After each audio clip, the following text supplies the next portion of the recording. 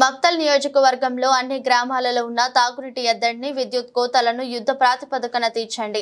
అధికార పార్టీ ప్రజాప్రతినిధులకు భారత రాష్ట్ర సమితి నేత రాజులు ఆసిరెడ్డి డిమాండ్. మక్తల్ నియోజకవర్గ మీడియా మిత్రులకు, ముఖ్యంగా ఈ నియోజకవర్గంలో ఉన్నటువంటి రెవెన్యూ, విద్యుత్తు, వాటర్ గ్రిడ్ అధికారులకు నేను తెలియజేయపరచడం ఏమనగా, ఒక భారత రాష్ట్ర సమితి నేతగా ఈ మక్తల్ నియోజకవర్గంలో వివిధ గ్రామాలు తిరుగుతూ ఉంటే చాలా బాధ అనిపిస్తూ ఉన్నది. ఏ గ్రామంలో పోయినా నీటి ఎద్దడి, తాగునీటి ఎద్దడి చాలా తీవ్రంగా ఉంది. అది మాటల్లో వర్ణించలేంది. కళ్ళకు కనబడి మనం పోయి చూస్తే తప్ప తెలియనటువంటి పరిస్థితి. వివిధ శుభకార్యాలు అనుకోండి, వివిధ కార్యక్రమాల మీద నేను గ్రామాలు తిరిగేటప్పుడు ప్రతి గ్రామంలో ఒకటే సమస్య, నీటి సమస్య. మహిళలు కడవలు పట్టుకొని ఏడ ఇంత నల్ల వస్తుంటే, ఏడ ఇంత బావికాడ ఉంటే వాళ్ళు అవస్థ, ఇంట్లో వంట చేసేది వదిలిపెట్టి పిల్లల్ని చూసుకునేది విడిచిపెట్టి నీళ్ల కొరకు పడే తపన చాలా దురదృష్టకరం. ఎప్పుడో మనమందరము రాజకీయాల్లో ఒక 20 ఏళ్ల క్రితం ఈ ప్రాబ్లం చూస్తుంటే, అసలు గత ప్రభుత్వంలో చేసిన వాటర్ గ్రిడ్ ఎక్కడ పోయింది? తెలంగాణ రాష్ట్రం ఏర్పడిన తర్వాత 7,000 మెగావాట్ల విద్యుత్ నుంచి 22,000 మెగావాట్లు ఉత్పత్తి చేసి వదిలేసినటువంటి రాష్ట్రంని కరెంటు కూడా మెయింటైన్ చేయక, కరెంటు ప్రాబ్లం వల్ల ఇటు వాటర్ గ్రిడ్ ఫెయిల్ అయిందని చాలామంది అంటున్నారు. కొన్ని ఏళ్ళ వాటర్ ఉంటే కూడా కరెంటు రావట్లేదు, దానివల్ల కూడా నల్లా వస్తలేదు అంటున్నారు. అసలు ఇక్కడ అధికారులు ఏం చేస్తున్నట్టు? ఎవరికి ఫోన్ చేయి, ఎవరికైనా ఏ ఊర్లో ప్రాబ్లం ఉందంటే ఫోన్ చేస్తే ఎవరు కూడా ఫోన్లో సరైనటువంటి రెస్పాన్స్ ఇవ్వడం లేదు, బాధ్యతాయుతంగా మాట్లాడడం లేదు. వాళ్ళు తప్పించుకొని స్కిప్ అయ్యేటటువంటి పరిస్థితి అధికారంలో ఉన్నది. మరి అభివృద్ధి అని ఈ గవర్నమెంట్ వచ్చి 5 నెలలు అవుతా ఉన్నది. మా మిత్రుడు, మా సోదరుడు శ్రీహరి ఎమ్మెల్యే గారు అయిన తర్వాత మా ఉన్న సంగమండ రోడ్లోనే వాస్తవంగా చూస్తే నవ్వు వస్తున్నది. మా సోదరుడు ఎమ్మెల్యే అయిన తర్వాత పెద్ద పెద్ద బండ్లన్నీ మా ఎమ్మెల్యే గారి ఇంటి ముందల ఎంత పెద్ద నాయకులు, ఎంతోమందో మంత్రులు, ఎంతోమందో వచ్చిపోతున్నారు. అభివృద్ధి అని బాగా ఊదిపోయినరు.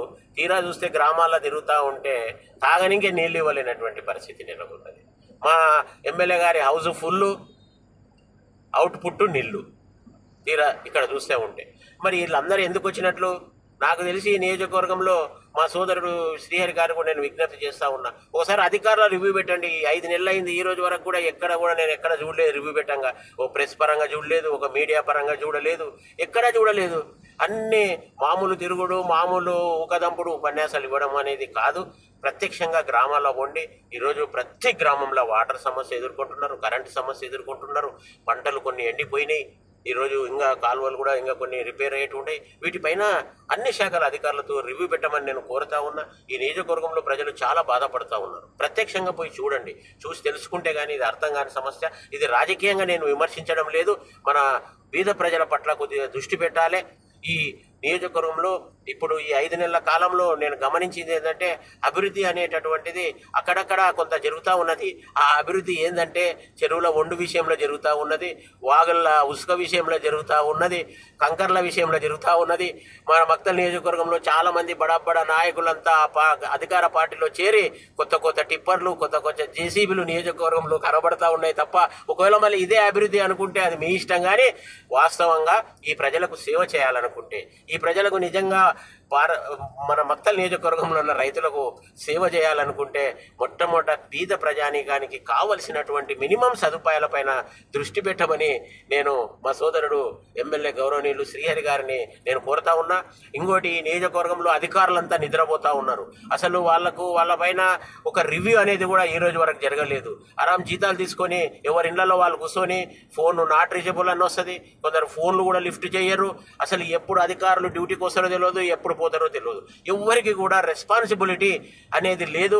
నేను ఈ పని చేయకుంటే నాకు డ్యూటీ పరంగా నాకు ఈ ఇబ్బంది అవుతుంది అనేటటువంటి భయము, భక్తి అధికారులలో లేకుండా పోయింది. కాబట్టి నేను ముఖ్యంగా అధికారంలో ఉన్న కాంగ్రెస్ ప్రభుత్వాన్ని డిమాండ్ చేస్తూ ఉన్నా, ముఖ్యంగా బీద ప్రజల పట్ల శ్రద్ధ వహించండి. వాళ్లకు మినిమం కావాల్సిన తాగునీటి విషయంలో కానీ, ముఖ్యంగా రైతులకు సాగునీటి విషయంలో కానీ, కరెంటు విషయంలో ఈ 3 విషయాలపైన ప్రత్యేకమైనటువంటి దృష్టి పెట్టాల్సిందిగా నేను ఈ ప్రభుత్వాన్ని డిమాండ్ చేస్తూ ఉన్నాను.